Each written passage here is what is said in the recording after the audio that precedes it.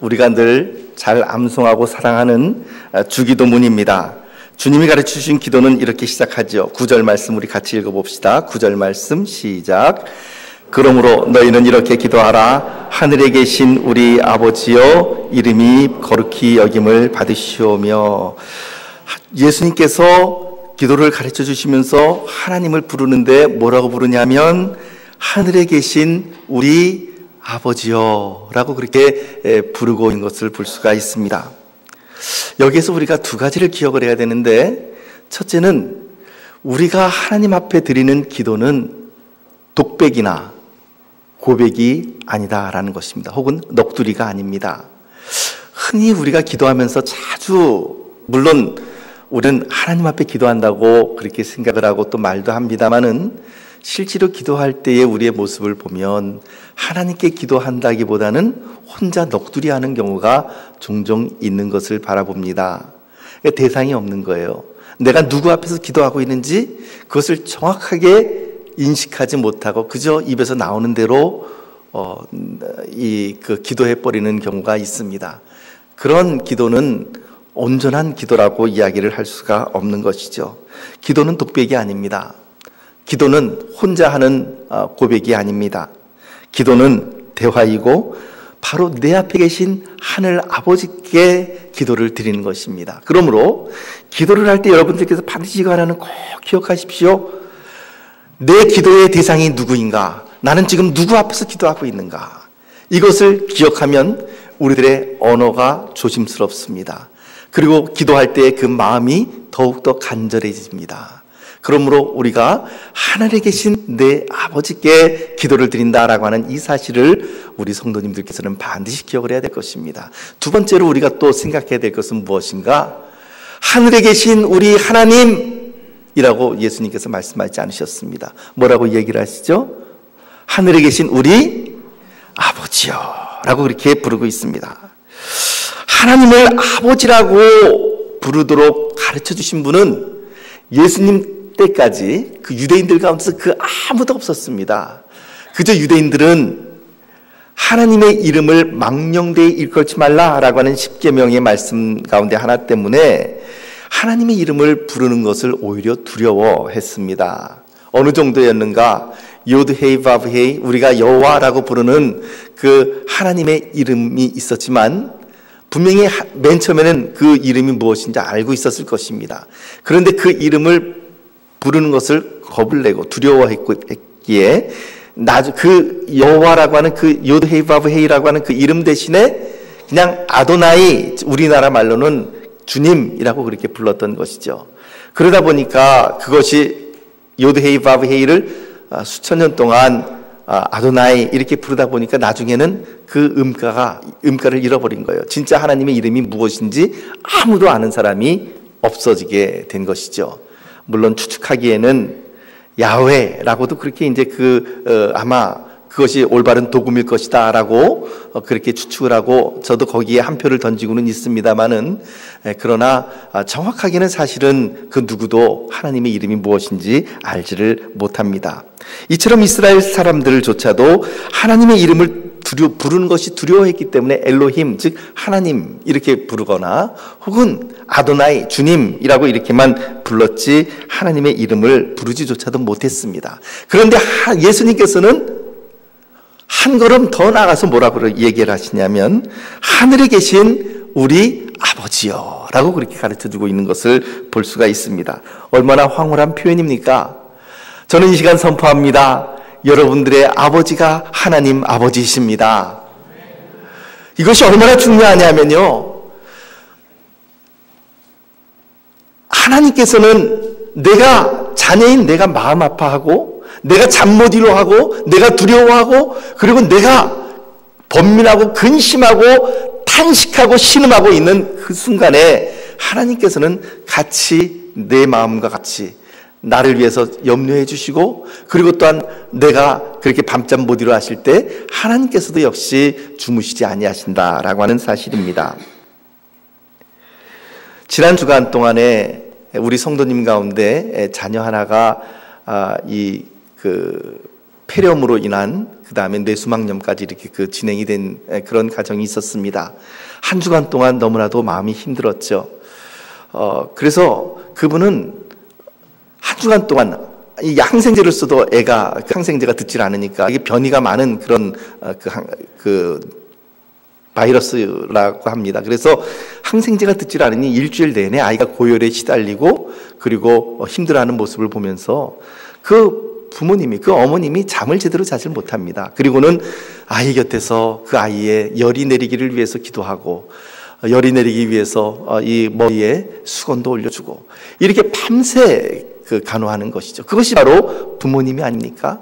여러분들 자녀가 그렇게 고열에 펄펄 끓고 있다고 한다면 여러분들도 그렇게 하시겠죠. 그것이 바로 부모님의 마음입니다. 우리 하나님께서는 어떤 분이신가? 내가 번민하고 마음 아파하고 힘들어할 때에 나 혼자 그냥 그대로 두시는 것이 아니라 우리 주님께서는 그것을 같이 아파하시는 분이십니다. 같이 힘들어해 주시는 분이십니다. 함께 동행하여 주시는 분이십니다. 그분이 바로 우리 하나님이십니다. 사람들은 세상 사람들에게는 절대자 하나님으로 그렇게 불리지만 그러나 우리에게는 하나님이시자 또한 아버지이신 것입니다. 할렐루야! 이것이 바로 오늘 우리들에게 얼마나 커다란 위로가 되는지 모릅니다. 하나님이 아버지이시기 때문에 우리는 그분의 자녀입니다. 이처럼 주님께서는 우리들에게 하늘에 계신 우리 아버지여 라고 그렇게 가르쳐 주실 뿐만 아니라 그 다음 구절은 이제 하나님의 영광을 위하는 기도를 우리들에게 가르쳐 주고 있습니다. 시편 46편 10절 말씀에 이르기를 너희는 가만히 있어 내가 하나님됨을 알지어다. 그러니까 하나님께서는 하나님의 하나님 되심을 선포하시고 하나님께서는 하나님 되심을 다른 사람들에게 드러내시기를 원하십니다. 그러므로 사랑하는 성도 여러분, 우리도 역시 마찬가지 하나님이 하나님 되도록 해야 되는 것이죠. 내가 문나라 중에서 높임을 받으리라, 내가 세계 중에서 높임을 받으리라 라고 이야기를 하십니다. 하나님은 그분의 거룩하심을 스스로 드러내시고 하나님을 아는 지식이 세상에서 가장 고귀하고 존귀한 지식입니다. 하나님을 생각하는 것보다 더 위대한 생각은 없습니다. 그래서 하나님께 영광을 돌리기 위하여 예수님은 우리들에게 세 가지 제목의 기도를 가르쳐 주셨습니다. 첫째는 주님의 이름이, 당신의 하나님의 이름이 거룩히 여김을 받으시옵소서. 첫 번째. 두 번째는 무엇일까요? 하나님의 나라가 임하시옵소서. 세 번째는 당신의 뜻이 하늘에서 이룬 것 같이 땅에서도 이루어지시옵소서. 그의 뜻이 이루어지는 것입니다. 우리가 기도할 때에 좋은 기도는 물론 감사의 기도도 들어가야 되고 회개의 기도도 들어가야 되고 이런 여러 가지 기도의 요건들에 대해서 이야기하시는 분들이 있지만 가장 좋은 기도는 지난주에 말씀드린 것처럼 솔직한 기도라고 말씀을 드렸습니다. 그 솔직한 기도에 이것을 더하게 되면 금상첨화입니다. 무엇이냐면 주님의 이름이 거룩히 여김을 받으시옵소서. 하나님의 나라가 나를 통하여 이 땅 위에 임하게 하여 주옵소서. 주님의 뜻이 이 땅 위에 이루어지게 하여 주시옵소서. 이 세 가지 기도 제목을 더하여 기도할 수 있다면 굉장히 좋은 기도가 될 것이죠. 오늘날 많은 세상 사람들이 하나님의 이름을 모독하고 그리고 욕합니다. 심지어는 사탄 숭배에 빠져 있는 사람들은 하나님의 이름 God를 거꾸로 읽기도 합니다. 하나님을 저주하며 하나님께 주먹질하는 사람들도 있습니다. 하나님이 없다라고 주장하는 사람들도 있죠. 아무리 소리쳐 보아도, 물론 그들이 아무리 없다고 소리쳐 보아야 계신 하나님이 없어지는 것은 아니지만 말입니다. 그런데 문제는요, 세상 사람들이 하나님의 이름을 더럽히는 것보다 더 큰 문제는 하나님을 믿는 사람들이 하나님의 이름을 더럽힌다라고 하는 것에 있습니다. 교회를 열심히 왔다 갔다 하는 사람이 도박하고 자녀와 아내를 학대하고 가정폭력을 일삼고 거짓말과 사기를 통해서 다른 사람들에게 피해를 주고 온갖 음란한 짓을 다 한다고 한다면 그는 하나님의 이름을 더럽히는 자입니다. 왜냐하면 하나님을 믿는 사람들은 하나님을 믿는 사람들을 통하여 세상 사람들은 하나님을 바라보기 때문에 그렇습니다. 우리가 세상 사람들 앞에 나가서 살아갈 때에 세상 사람들은 그냥 나 하나만의 삶으로 봐주지를 않습니다. 나를 통하여 누구를 보느냐? 하나님을 봅니다. 흡사 이렇게 생각을 하면 되지 않겠습니까? 여러분들의 자녀 가운데 아주 물론 그런 자녀들이 없기를 바라고 또 그러시지도 않으시겠지만 세상에 나가서 온갖 거짓말을 다 하고 사기를 다 하고 그리고 폭력을 일삼고 그리고 온갖 음란한 짓을 다 하고 이렇게 하나님의 이름 그 부모의 이름에 먹칠하는 자녀가 있다고 하면은 그 자녀만 욕을 먹는 것이 아니라 사람들이 누구를 욕합니까? 그 부모님을 욕합니다. 뭐라고 얘기를 합니까? 도대체 네 집 자식이기에 이렇게 이야기를 하는 것이죠. 그렇게 욕을 하는 것처럼 우리가 하나님의 이름을 더럽히면 우리가 세상 사람들에게 욕을 먹게 되면 도매금으로 함께 하나님의 이름이 욕을 먹게 된다라고 하는 사실을 기억하시기를 바랍니다. 그러므로 하나님의 이름을 거룩히 여겨야 하나님의 이름이 거룩히 여김을 받으시오며 라고 하는 이 기도의 내용이 그대로 이루어지게 하려면 어떻게 해야 되겠습니까? 거꾸로죠. 세상 사람들 앞에서 빛을 비추는 것입니다. 세상 사람들 앞에서 선한 행실을 하는 것입니다. 세상 사람들에게 칭찬을 받게 되면 사람들이 그렇게 이야기하겠죠. 당신 같은 사람이 믿는 하나님이라면 나도 믿고 싶습니다. 당신 같은 사람이 나가는 교회라면 나도 나가고 싶습니다. 이것이 바로 주님의 이름이 거룩히 여김을 받으시오며 그것을 성취하는 것입니다. 마태복음 5장 16절 말씀이 그것을 잘 보여주죠. 함께 읽어보겠습니다. 마태복음 5장 16절 시작. 이같이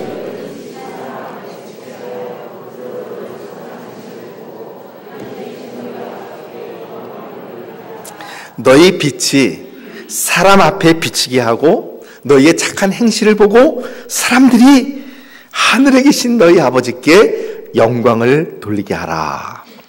이것이 바로 주님의 이름이 거룩히 여김을 받으시오며 라고 하는 그런 의미를 갖고 있는 것입니다. 사랑하는 성도 여러분, 저도 그렇고요, 여러분들도 그렇고요, 우리는 우리의 이름만으로 불리는 사람들이 아닙니다. 정지흥이라고 하는 이름만으로 혹은 여러분들의 이름만으로 불리는 사람들이 아니라 우리들에게는 누구의 이름이 함께 있느냐 하면 하나님의 이름이 함께 있는 자들입니다. 예레미야서 14장 9절 말씀을 한번 볼까요? 예레미야서 14장 9절 말씀 같이 읽어봅시다. 시작. 어찌하여 놀란 자 같으시며 구원하지 못하는 용사 같으시나이까? 여호와여, 주는 그래도 우리 가운데 계시고 우리는 주의 이름으로 일컬음을 받는 자이오니 우리를 버리지 마옵소서. 우리는 누구의 이름으로 일컬음을 받는 자들이라고요? 주의 이름으로 일컬음을 받는 자들이라는 얘기예요. 다를 이야기하면 내 안에 하나님의 이름이 있다는 것입니다. 나는 하나님의 이름으로 불리는 사람입니다. 옆에 있는 분들과 함께 인사 나눕시다. 당신은 하나님의 이름으로 불리는 사람입니다. 다시 한번 인사 나눌게요. 당신 안에 하나님의 이름이 있습니다. 그 하나님의 이름이 우리에게 있기에 그 이름에 걸맞는 삶을 살아간다는 것, 이와 같이 착한 행실을 하여 세상 사람들이 그것을 보고 하늘에 계신 너희 아버지께 영광을 돌리게 하라. 그 이름에 걸맞는 삶을 산다라고 하는 것이 때로는 우리들에게 부담스럽습니다. 왜냐하면 내가 그렇게 살아가지 못할 경우는 특별히 더 그렇습니다. 그러나 그것이 부담이 된다 할지라도 하나님의 이름이 있어서 우리에게 너무나도 커다란 유익이 있습니다. 아까 예레미야서 말씀에서도 있었던 것처럼 우리는 하나님의 이름으로 주의 이름으로 일컬음을 받는 자이오니 우리를 어떻게 해요? 버리지 마옵소서라고 그렇게 간구하고 있는 모습을 볼 수가 있습니다. 고린도후서 4장 말씀을 보면 이렇게 기록을 합니다. 한번 제가 여러분들에게 찾아서 잠깐 읽어드리도록 하겠습니다.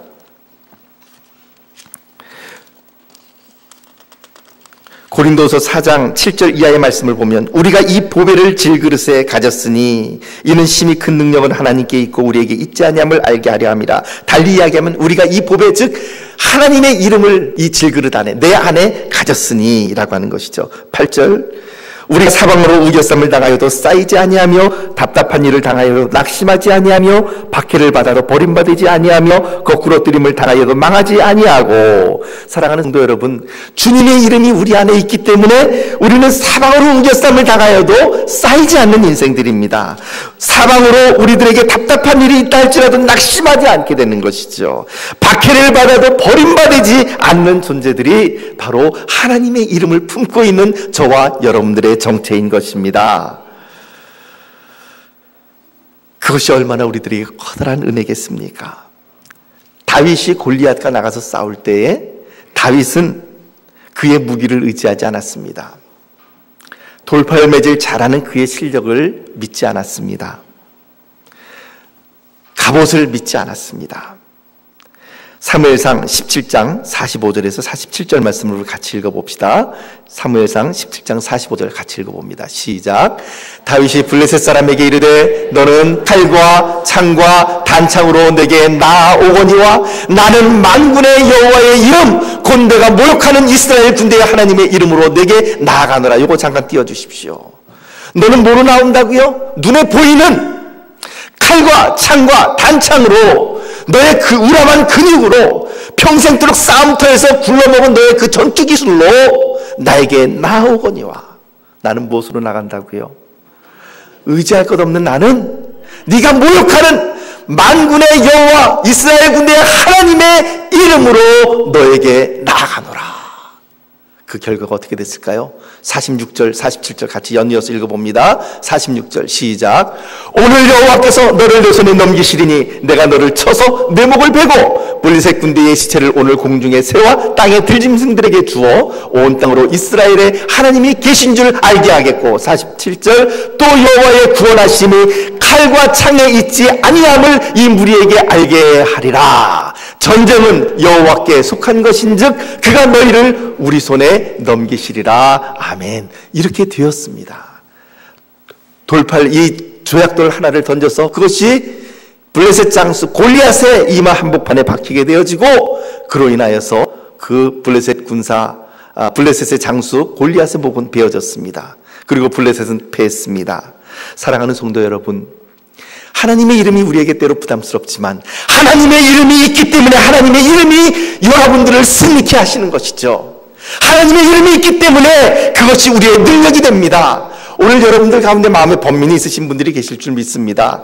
마음이 괴롭고 답답하고 어찌해야 될지 모르는 그런 마음의 안타까움과 그리고 답답함을 가지고 지금 이 예배 자리에 나왔다고 한다면 반드시 기억하십시오. 하나님의 이름이 여러분을 승리케 하실 것입니다. 하나님의 이름이 당신을 승리케 하실 것입니다. 그것을 믿으시기를 바랍니다. 믿으십니까?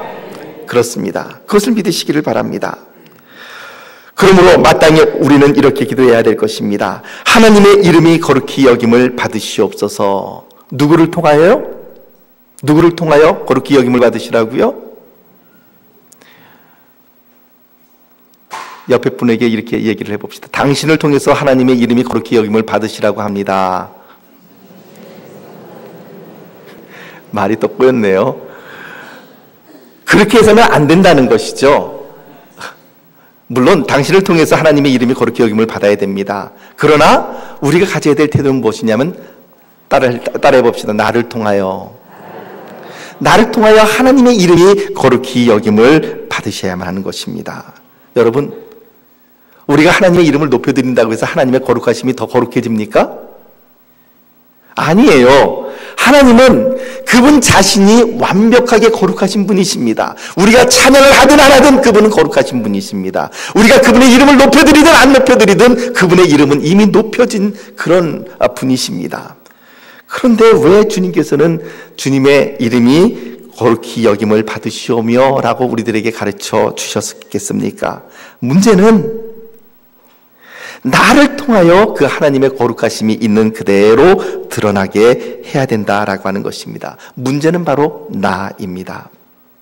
내가 거룩한 삶을 살지 아니할 때에 하나님의 이름이 더럽힘을 받습니다.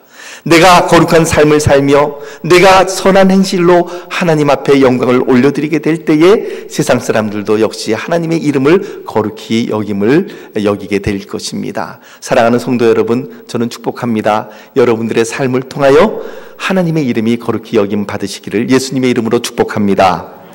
그 다음 구절은 나라가 임하시오며 라고 하는 구절입니다. 예수님의 기도의 핵심은 하나님의 나라였습니다. 예수님께서 처음 공생애의 복음을 증거하실 때에 선포하신 말씀이 마태복음 4장 17절 말씀, 회개하라 천국이 가까워 왔느니라. 천국은 달리 이야기하면 하나님의 나라입니다. 회개하라 하나님의 나라가 가까이 왔느니라. 여러분, 무엇이 하나님의 나라일까요? 어떤 나라가 하나님의 나라입니까? 하나님의 나라는 하나님께서 통치하시는, 하나님께서 주인 되시고 하나님이 왕이 되시는 나라가 바로 하나님의 나라입니다. 세상의 나라는 미움과 분노와 투쟁의 원리에 의해서 움직여 나갑니다. 곧 약육강식으로 강한 자가 약한 자를 짓밟고 그렇게 올라가는 것이 세상의 나라의 원리입니다. 하지만 하나님의 나라의 원리는 약육강식이 아닙니다. 사랑과 용서의 원리이며 섬김과 봉사의 원리이며 협력과 헌신으로 이루어집니다. 그래서 예수님은 뭐라고 말씀하셨습니까? 너희 중에 누구든지 크고자 하는 자는, 즉 하나님의 나라에서 가장 큰 자가 누구인가? 하나님의 나라에서 가장 큰 자는 섬기는 자, 너희 가운데 가장 작은 자가 하나님의 나라에서는 큰 자다라고 예수님께서는 가르쳐 주신 것이죠. 이처럼 하나님의 나라는 하나님의 통치가 있는 곳입니다. 그 장소적인 개념이 아니에요. 물론 우리는 죽고 난 이후에 분명히 하나님의 나라에 들어갑니다. 그곳은 장소적인 개념입니다. 그리고 그곳에서 우리는 하나님과 영원한 복락을 누릴 것입니다. 그 영원한 완전한 천국이 우리들에게 있습니다. 그런데 주님께서는 우리들에게 죽고 난 이후에 들어갈 하나님의 나라만 이야기한 것이 아니라 또 다른 천국을 우리들에게 말씀하시고 계시다는 것이죠. 로마서 14장 17절 말씀 같이 봅니다. 로마서 14장 17절 말씀 시작. 하나님의 나라는 먹는 것과 마시는 것이 아니요 오직 성령 안에 있는 의와 평강과 희락이라. 하나님의 나라는 눈에 보이는 것처럼 먹고 마시는 것이 아니라 성령 안에 있는 의와 평강과 희락, 하나님의 영으로 말미암은 의와 평강과 희락이 있는 것, 그것이 바로 하나님의 나라다라고 이야기를 합니다. 마태복음 12장 28절 말씀 봅니다. 마태복음 12장 28절 시작. 그러나 내가 하나님의 성령을 힘입어 귀신을 쫓아내는 것이면 하나님의 나라가 이미 너희에게 임하였느니라. 지금 분명히 예수님께서 성령으로 말미암아 귀신을 쫓아내기 전까지는 그 사람을 누가 지배합니까? 그 사람의 심령을 귀신이 지금 지배하고 있었죠. 귀신이 있었습니다. 귀신이 지배하는 것이죠. 그런데 성령으로 말미암아 그 귀신이 쫓아내고 그 안에 성령님의 하나님의 통치가 그 사람 심령 가운데 이루어지게 되면 하나님의 나라가 어떻게 해요? 하나님의 나라가 이미 너희에게 임하였느니라. 조금 전까지는 귀신의 나라였는데 그것이 어떻게 하나님의 나라가 될 수 있겠습니까? 장소적인 개념이 아니라고 하는 것이죠. 통치의 개념이라는 것입니다. 누가복음 17장 20절에서 21절 말씀 같이 읽어봅시다. 시작. 바리새인들이 하나님의 나라가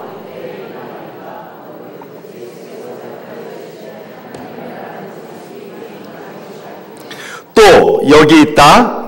21절 시작. 또 여기 있다 저기 있다고도 못하리니 하나님의 나라는 너희 안에 있느니라. 어떻게 해요? 20절 말씀 보니까 하나님의 나라는 볼 수 있게 임하는 것이 아니다, 눈에 보이는 것이 아니다 선포해 주셨습니다. 그리고 21절 말씀 보니까 뭐라고요?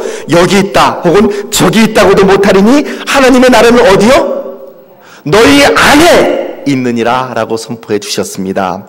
사랑하는 성도 여러분, 지금 여러분들의 심령 안에, 여러분들의 마음 안에 하나님의 천국이 이루어진 줄 믿으시기를 바랍니다. 아멘 소리가 적으신 것 같아요. 확신이 없으신 것 같아요.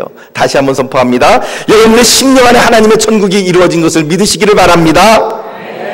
근데 아멘 소리는 잘하셨는데요. 근데 제가 여러분들에게 질문 한번 할게요. 여러분들의 심령 가운데 정말 하나님의 천국이 임하여 있습니까? 정말 임하여 있냐고요? 소리가 점점 아멘 소리가 잦아 들어가는 것을 볼 수가 있습니다. 여러분 자신도 자신이 없는 거예요. 왜 그렇습니까? 아까도 분명히 얘기했지만 하나님의 나라는 먹는 것과 마시는 것이 아니라 성령 안에 있는 의와 평강과 희락이라고 그랬는데 과연 내 안에 하나님의 의가 있는가? 하나님의 평강과 희락이 내 안에 있는가? 라고 하는 걸 스스로 질문해 보니까 자신감이 없는 거죠.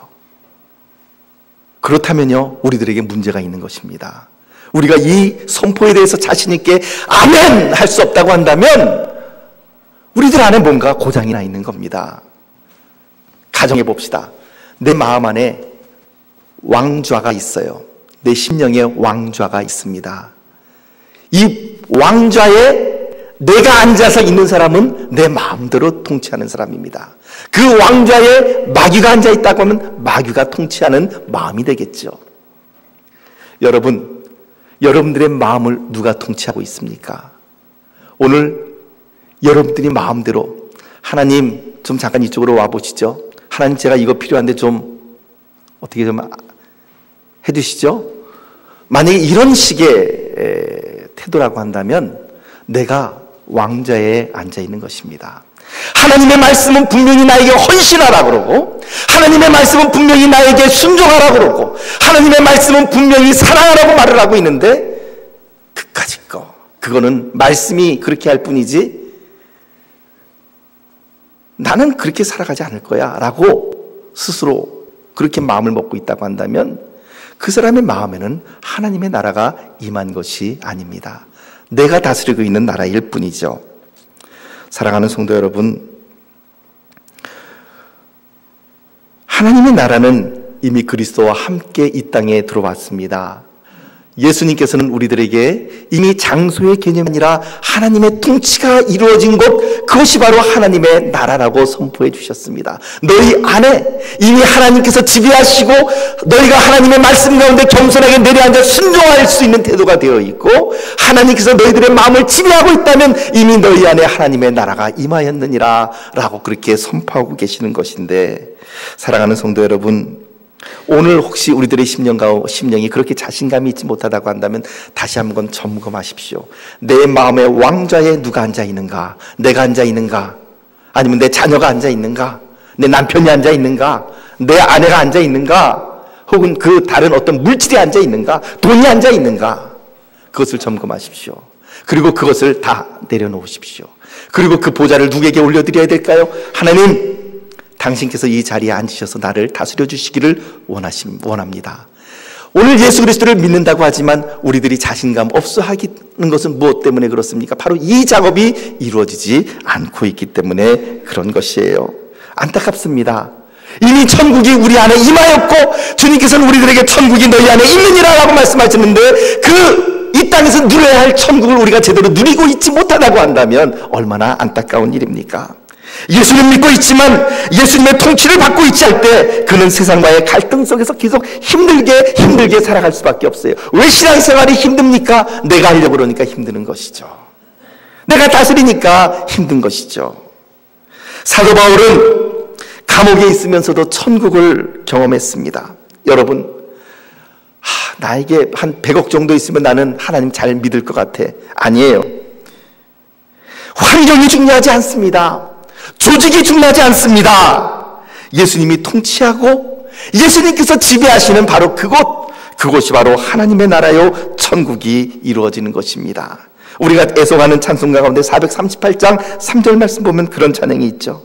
높은 산이 거친 들이 초막이나 궁궐이나 그 다음에 내 주 예수 모신 곳이, 내 주 예수 모신 곳, 내 주님께서 다스리는 곳, 그 어디나 하늘나라, 그것이 바로 하나님의 나라라고 하는 것입니다.